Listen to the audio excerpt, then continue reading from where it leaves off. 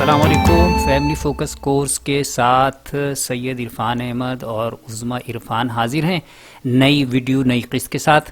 آج کا ہمارا عنوان ہے فیملی یا خاندان کی تعریف. آئیے ہم اس بات کو پہلے سمجھ لیتے ہیں کہ اس سے پہلے کہ ہم فیملی فوکس کی بات کریں، اپنی فیملی پر فوکس کی بات کریں، ہمیں یہ جاننا چاہیے کہ خود فیملی کی تعریف کیا ہے، فیملی کی حدود و قیود کیا ہے.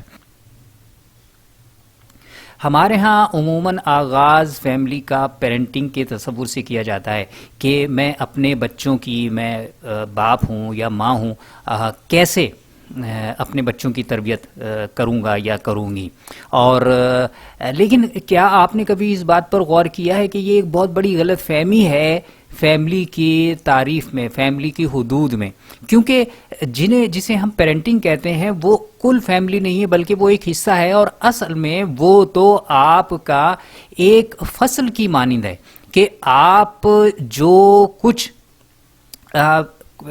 بونے والے ہیں یا بویا ہے وہ آپ کو حاصل کرنا ہے. تو آپ غور کیجئے کہ جیسے کوئی پودا یا کوئی فصل نکلتی ہے تو فصل سب سے اہم نہیں ہوتی بلکہ اس سے پہلے اس کا بیج بونا پڑتا ہے.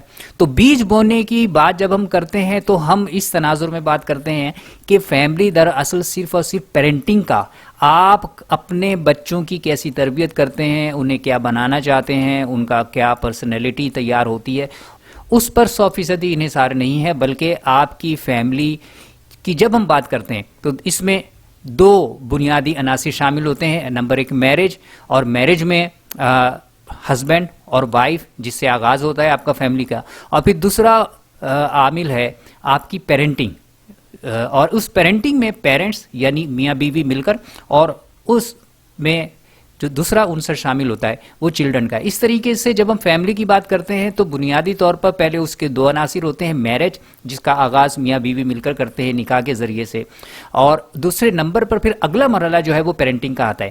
فیملی، میرج اور پیرنٹنگ دونوں مل کر بنتی ہے. پیرنٹنگ اس وقت تک بیکار ہے جب تک کہ میرج پر کام نہ ہو جائے.